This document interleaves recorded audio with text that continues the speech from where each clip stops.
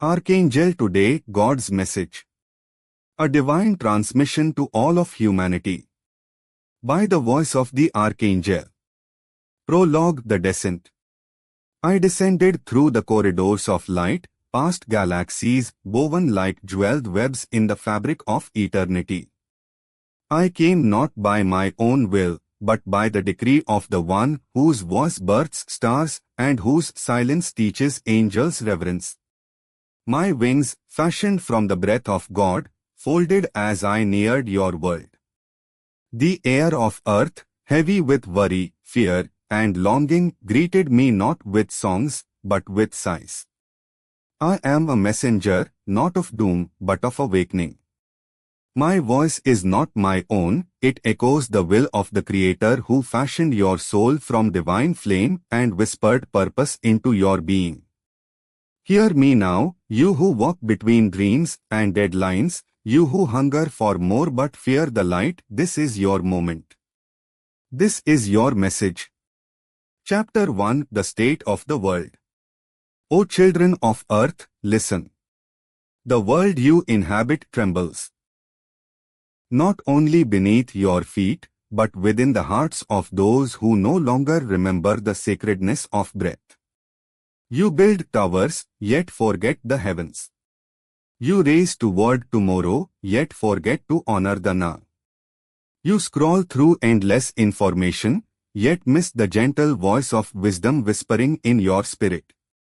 I see cities filled with loneliness. I see fields of harvest, yet the soul is starved. I see prayers offered out of fear, not faith. And yet, despite this, I am not here to condemn. I come to remind you. For each of you holds within your chest a spark, not metaphor, not myth, but reality, a piece of the eternal. You were created in the image not just of power, but of love.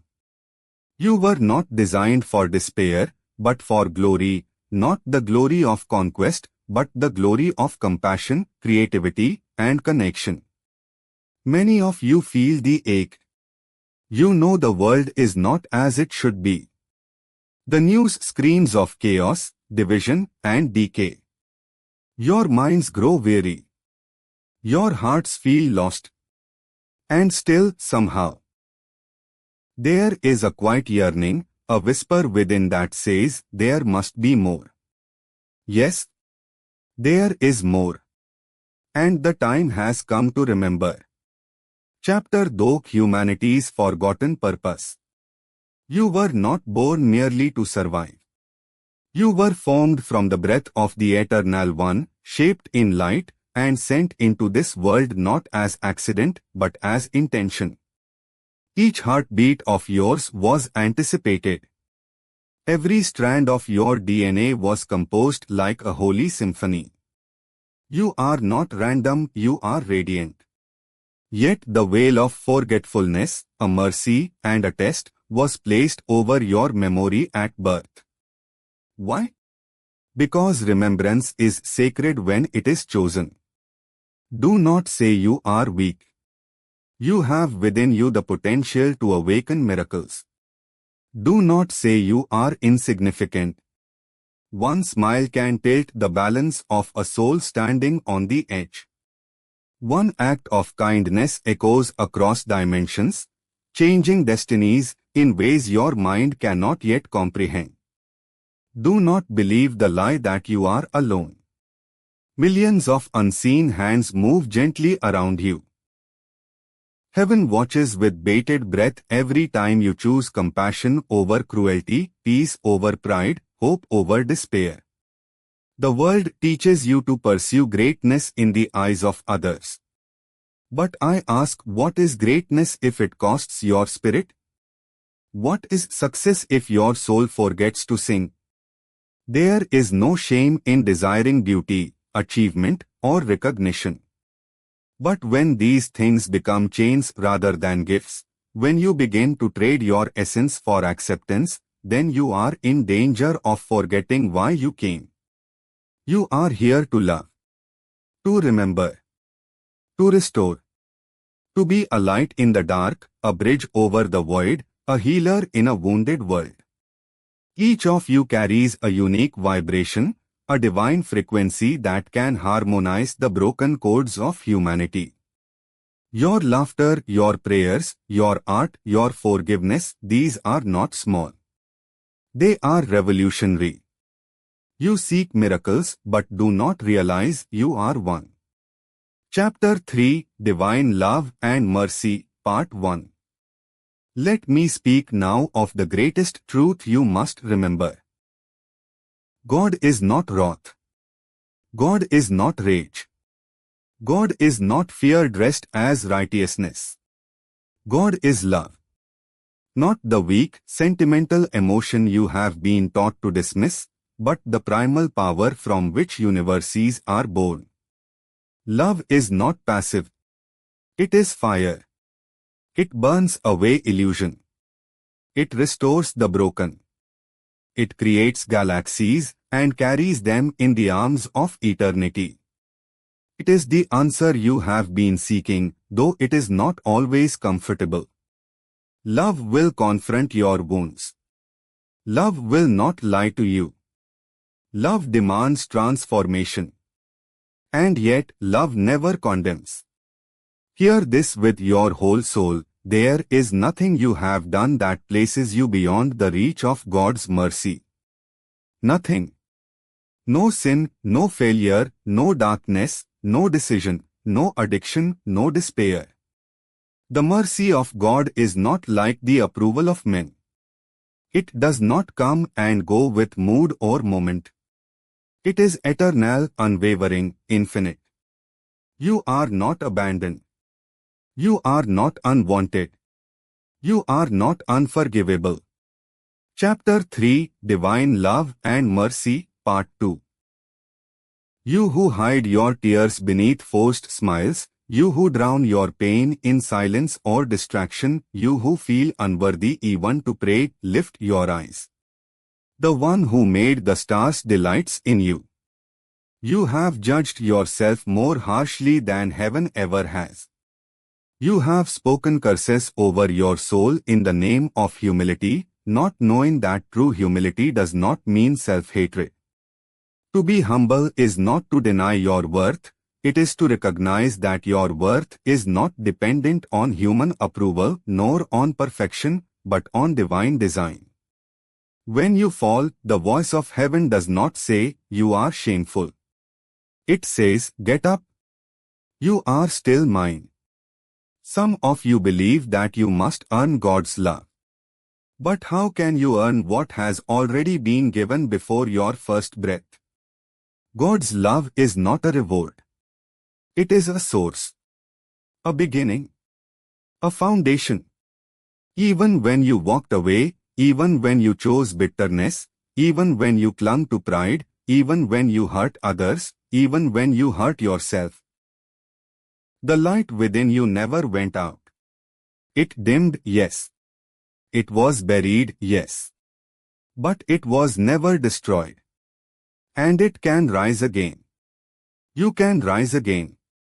Let this be the moment of your return. You don't need perfect words. You don't need a priest or a prophet. You need only honesty. Whisper from your soul, "I want to come home." That is enough to shake the gates of heaven and summon mercy like a flood. Chapter 4, Warnings and Wake-up Calls, Part 1. But do not mistake mercy for indulgence. Do not think that love means there will never be a reckoning. Humanity stands at a threshold. The earth groans under the weight of forgotten purpose and collective arrogance. Fires rage not only in forests but in hearts. Waters rise, but not always from the oceans, often from the tears of those unheard. Children cry out for peace. Elders wonder if the world they once knew has died. And many of you live in numbness, drifting between distractions, afraid to feel the depth of what is wrong. There are forces, ancient, subtle, and cunning, that seek to divide you. Not only through politics or power but through fear. Through the whisper that says, you are separate. You must protect what is yours. Others are the enemy. That is a lie. And many of you have believed it. Yes, evil exists. It is real. It is not always dramatic or obvious. It often hides in comfort, in convenience, in compromise. But evil only thrives where love has been abandoned. Wake up, beloved. You have been lulled into sleepwalking. You have allowed your screens to dictate your thoughts, your feeds to shape your faith, your habits to silence your soul. You have traded discernment for entertainment, courage for conformity, wisdom for information. But now the alarm is sounding. Heaven is calling you to rise. Not in violence, not in rage, not in shame, but in awareness. In clarity. In choice. This is your wake-up call. Chapter 4 Warnings and Wake-up Calls, Part 2. Some of you ask, why does God not stop the suffering? And this is a question born of pain. It deserves neither dismissal nor simple answers. God does not will suffering. But God wills freedom. And with freedom comes the capacity to choose. Some choose love. Others choose harm. Many are trapped in cycles of trauma, unaware that their pain spills into the lives of others like an overflowing vessel. This is not divine punishment, it is the result of disconnection. From each other. From truth. From God. But there is good news. The darkness you see around you is not proof that light has failed, it is proof that light is needed. And you, dear soul, were born to carry it. You are not helpless. You are not merely a victim of the world's brokenness. You are a healer of it. Yes, there will be trials. The earth must shake to realign what is buried. Systems built on injustice must fall. Truth must rise, even if it comes through fire. But do not be afraid. You were not made to fear the storm, you were made to walk through it. And not alone. Even now, legions of angels surround the earth. Even now, countless hearts are awakening. Even now, songs are being sung in heaven for those who dare to remember who they are. This is not the end. It is the beginning. The world is not dying, it is laboring. A new birth is near. And you are part of it. Chapter 5 The Power of Forgiveness. If there is one medicine that can heal the deepest wounds of humanity, it is this, forgiveness. Not as a weakness. Not as an excuse. But as a liberation. Forgiveness is not forgetting. It is not pretending that harm did not happen. It is not the denial of justice. Rather, forgiveness is the refusal to let hatred bind your soul. It is the act of cutting the cord that ties your spirit to the very pain you long to be free from. So many of you carry weights that are not yours. Grudges passed down like heirlooms. Bitterness disguised as boundaries. You walk through life with armored hearts, believing that safety lies in never being vulnerable again. But the walls that protect you also imprison you. Forgiveness is the key. Some of you must forgive others, not because they deserve it but because you do. Because your freedom is worth more than your pride. Others must forgive themselves. You carry shame like a second skin, hiding it under smiles and success. But shame festers in silence. And God did not create you to carry what He has already forgiven. If you could see your soul the way heaven sees it, you would weep not from shame but from awe. Even now, covered in scars and stories, your soul shines. You may say, but I was hurt so deeply. Yes, and that pain matters. Heaven collects every tear. Not one has been wasted. But do not let the wound define you. You are more than what was done to you. You are more than what you did in your darkest hour. Let go. Not because it was okay, but because you are ready to be free. Chapter 6: Unity, Compassion, and Global Healing. There is a deep ache running through the fabric of your world. Not just in the air, not just in the land, but in the hearts of humanity. A fracture born not of geography or history, but of the illusion of separation. You have forgotten that you are one. One species. One breath. One creation. One divine origin. You draw lines on maps and call them borders. You assign value based on skin, wealth, belief, or fame. You build walls, visible and invisible, believing they keep you safe. But in truth, these walls are what keep you divided, lonely, afraid. If a child cries in one nation, heaven hears it as if it were your own. If a mother weeps beneath rubble, if a father is imprisoned without justice, if a stranger is shamed for their skin or name, it is not their pain. It is yours. For what you do to one, you do to all. This is not metaphor. This is spiritual law. Unity is not sameness. Heaven does not erase identity, it celebrates it. Look at the stars. No two are alike, yet all shine. Look at your own hands, fingers unique, yet all part of one body. In the same way, humanity was never meant to be uniform, but united. Diversity is not a threat, it is divine artistry. What does unity demand? Compassion. The courage to feel what another feels. The willingness to listen beyond your assumptions. The strength to sit in discomfort so that healing may take root. Some of you say, but I cannot fix the world. That is true. But you can love your neighbor. You can forgive your enemy. You can see the face of God in the stranger. That is where healing begins. Global healing will not come through power alone. It will not arrive on the wings of empires or through policies crafted in palaces.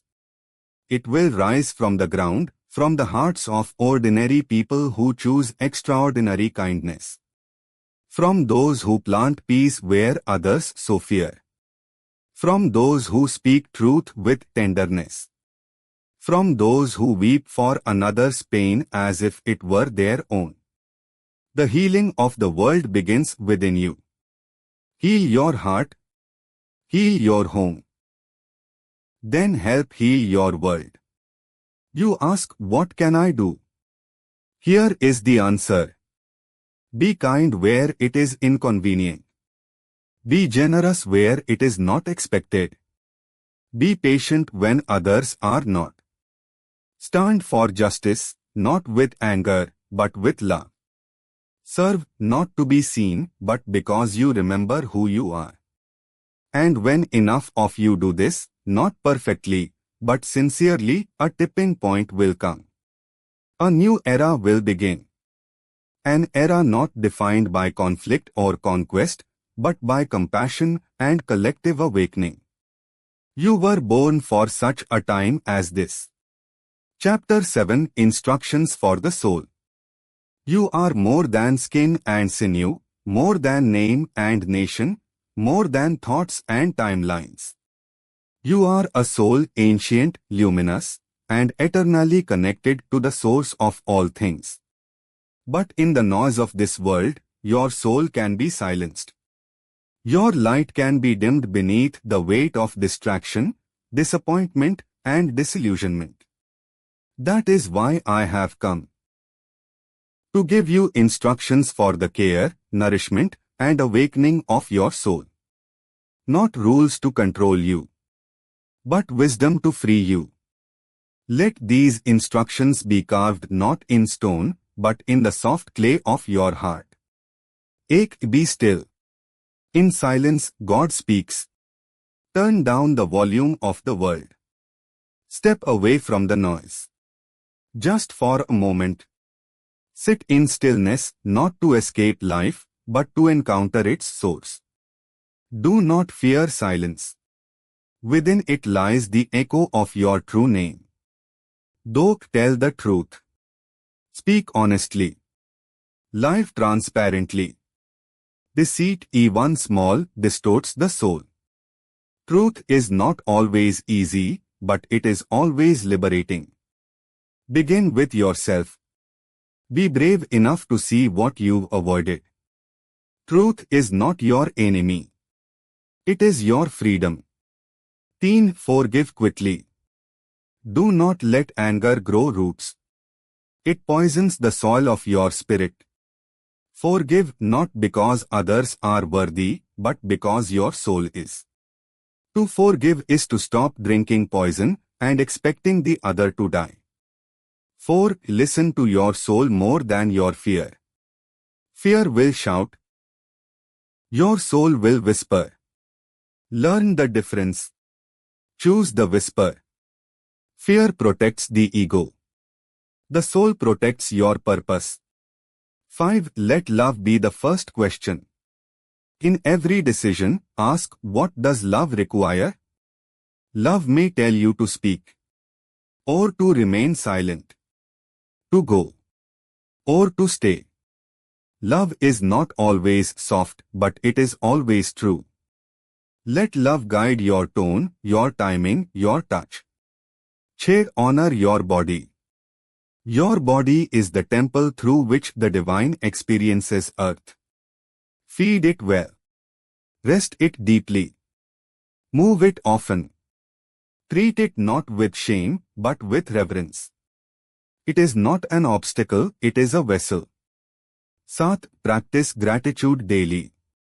Gratitude reorients your mind. It turns scarcity into abundance, fear into trust, bitterness into joy. Thankfulness is not weakness, it is spiritual intelligence. Choose humility, not shame. You were not made to grovel. You were made to bow in awe, not in self-loathing. Humility says, I am small yet sacred. Shame says, I am nothing. One brings life. The other brings despair. Reject shame. Embrace humility. Be present. Regret lives in the past. Anxiety lives in the future.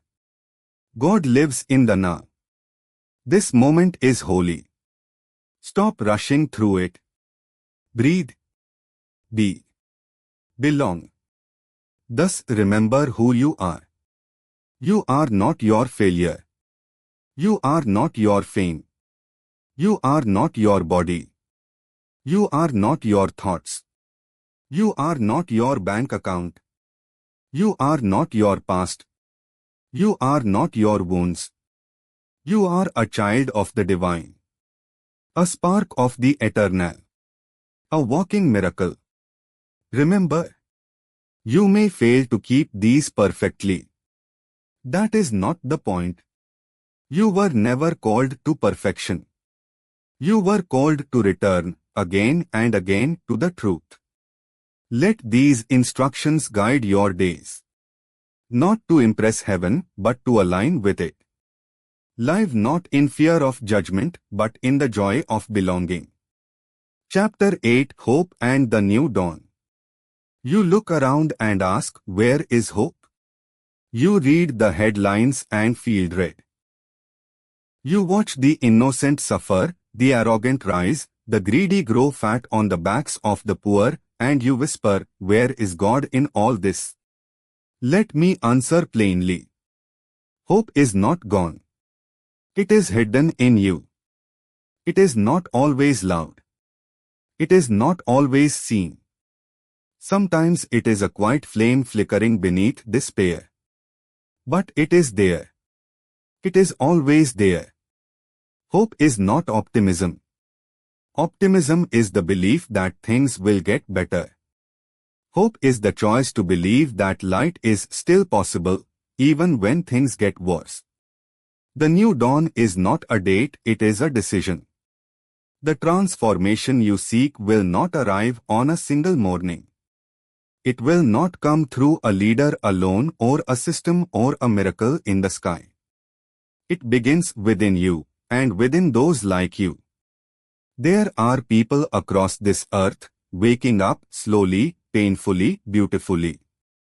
They are realizing that kindness is more powerful than control. That silence is sacred. That nature is not a commodity. That time is precious. And that love is not weakness, but revolution. They do not always know one another. They come from different faiths, cultures, languages. But they carry the same light. They feel the same pull. They are the rising dawn. You may be one of them. Signs of the new dawn. A child chooses to share instead of hoard. A police officer removes their helmet to kneel with protesters. A billionaire gives away everything to serve. A woman forgives her abuser and finds her power. A village plants trees where there were only ashes.